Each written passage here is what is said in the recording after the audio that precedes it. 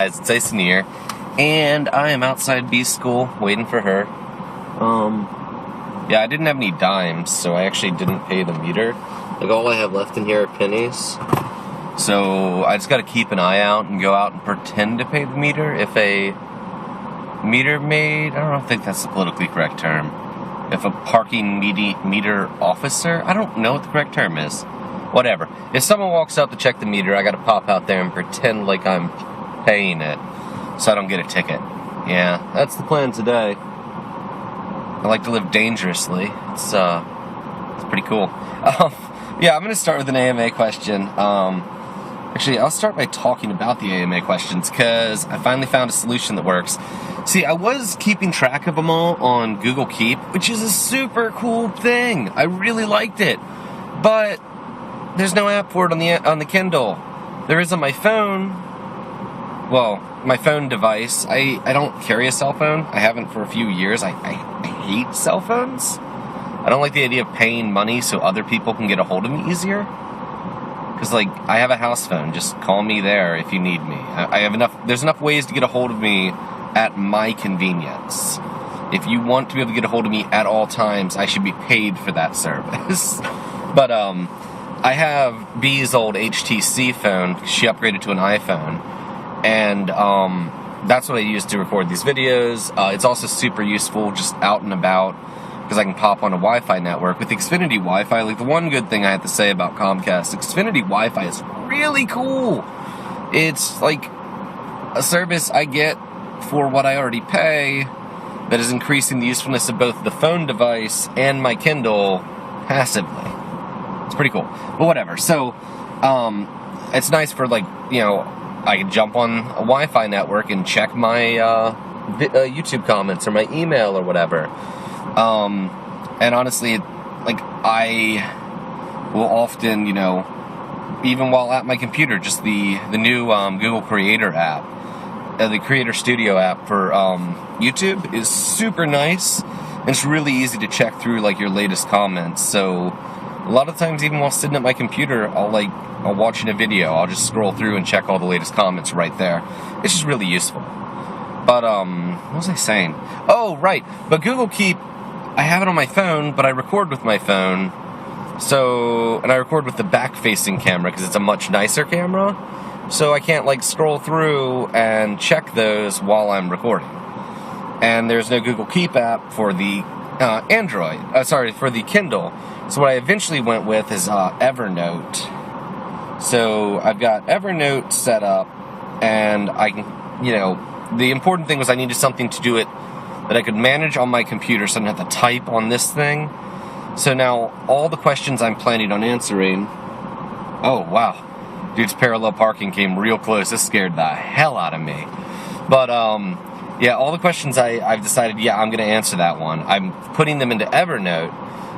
Earlier today I tweeted a link to that, and I'll put a link in the description if you want to see the list of these are the questions I'm definitely planning on answering. And what I'm probably going to do is the best place to ask a question, and I'm going to, like, even if something doesn't get a lot of likes, if I like the question, I think it's going to be interesting to answer, I will grab it and answer it.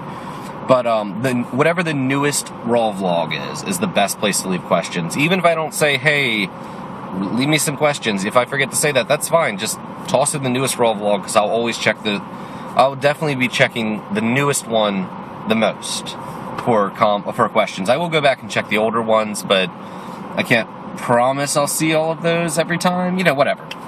You get it. But yeah, so question from William Bundy. I think it's, yeah, your perfect game sounds a lot like what I'm working on right now. This was asked on the one where I was talking about my perfect game, which is awesome. Well, I'd love to play your game when it comes out. I want to try it. If it sounds anything like what I was talking about, I would love to try it. Okay, how do you approach tabletop RPGs? Rules light? Favorite systems? And yeah, so I'm going to go into a little bit of my history with tabletop RPGs. The first tabletop RPG I ever played was Advanced Dungeons & Dragons, 2nd edition. And it's still one of my favorites. The design philosophy of ADND kind of, it is a great place to look to get that whole philosophy of less is more, where restrictions can create better gameplay opportunities than total freedom. And I think that's a really important concept for game developers and designers to learn, and I think that's slowly becoming a lost art. But with restriction, you create gameplay, and ADND really showcased that to me. It's why I had a lot of trouble getting into 3rd edition, and 3.5 and all. And it's basically because, in AD&D, base rules, I mean, there are a lot of expansions, but looking at just the base rules for a moment, there's not that many class options. And honestly, if you go straight by the book, you roll your stats, you look at, you put them straight down the line, and you look at it and you're like, okay, well, with this strength, I don't qualify to be a paladin. I have too low of intelligence to be a cleric. You know what? And then you start, seeing, well, I've got these options. And that has forced me to play roles I never would have, and brought on some fantastic gameplay. Because I tend to go with spell slingers. I really like wizards. I'm a pretty big fan of playing clerics. But I tended away from the martial classes.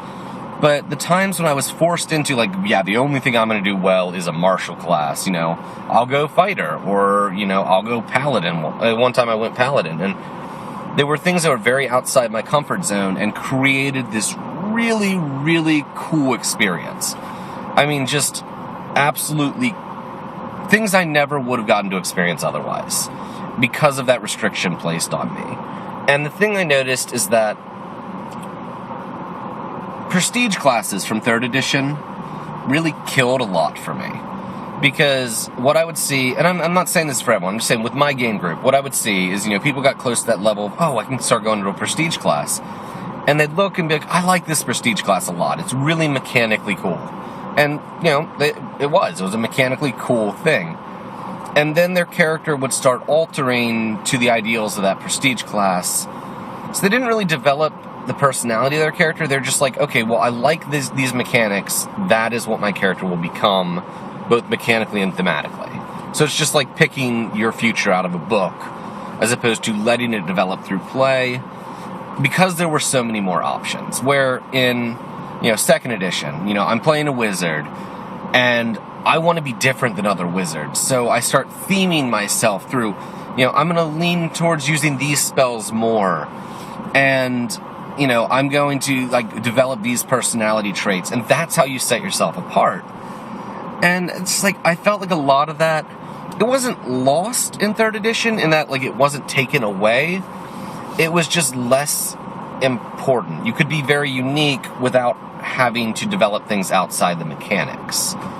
So in that case, I really think less was more. But I grew up on D&D. I've played a decent bit of Shadowrun, a little bit of Call of Cthulhu, just a tiny bit. But there's some indie role-playing games that I adore. Ones, I hope, if you haven't heard of these, you should definitely check them out. Some of my favorites, A Penny for My Thoughts. It's less of a role-play game and more of a collaborative storytelling game. You don't need a GM or a storyteller or whatever. Basically, you're all patients undergoing this experimental amnesia trial, and you've all lost your memories in some traumatic event. And basically, at the start of it, everyone writes down on a couple scraps of paper a few prompts, like the smell of gasoline, or Santa Claus ringing a bell outside Walmart. Just prompts. No story to them, just here's a little thing, a memory cue.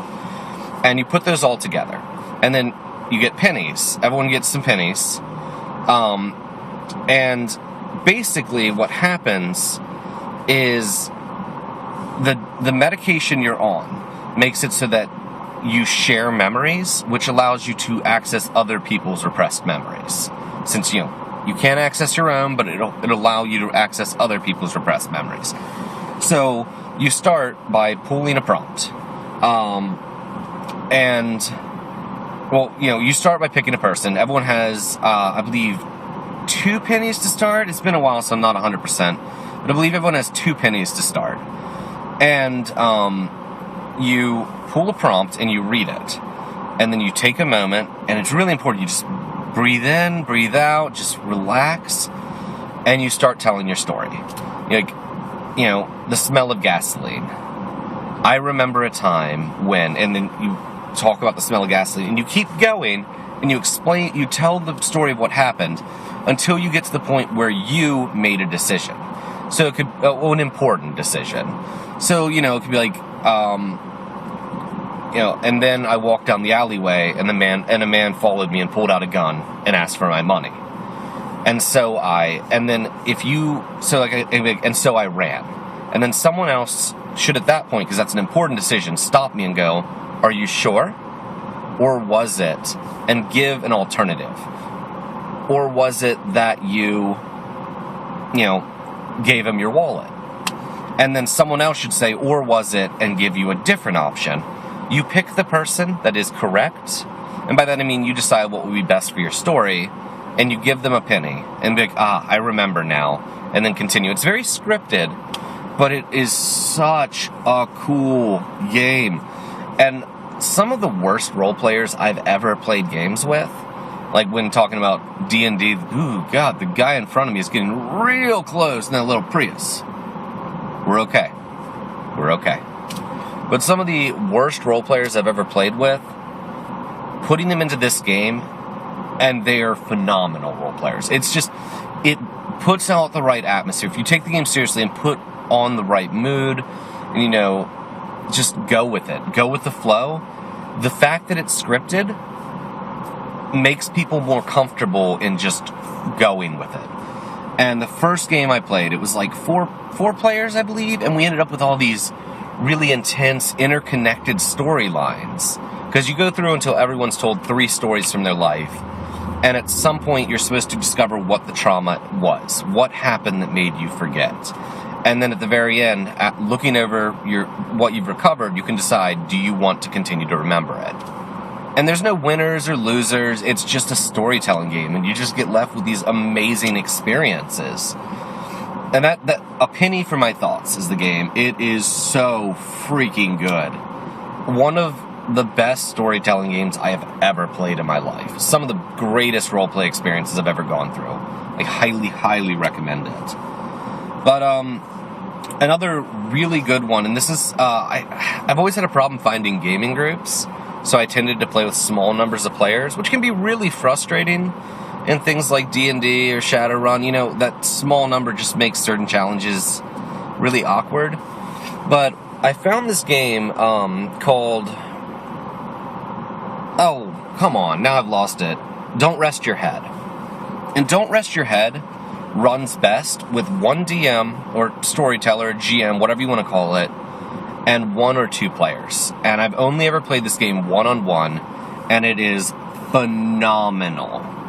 Basically, the general plot of this is the player is a person who can't sleep for some reason or another. Something has happened, some event has happened, and they can't sleep. And basically, they eventually find the door to the sleep world, and they go through, and there's this city, and there's fantastically written characters. I don't know, that one's hard to describe, but there's a great setting, there's fantastic characters, very free-form play, but with good rules. But it is freeform. You need to be, both you and the player and the person running it need to be comfortable just rolling with the story and just going for it. And it does, the player needs to put forth as much effort into the story as the person running it does, which is cool. It is really cool, but like definitely something you should only play with people who, like, people who are looking to power game, and, you know, what they get out of role-playing is, I'm super strong and I fight all the monsters. That's not the kind of person that would make this game enjoyable. But, that's another one I'd highly recommend checking out. Don't Rest Your Head. Super freaking cool. And, one more, I'm going to be brief on this. You know what? We'll save that one for next time. Okay, guys, I want to thank you all for watching. As always, have a great one.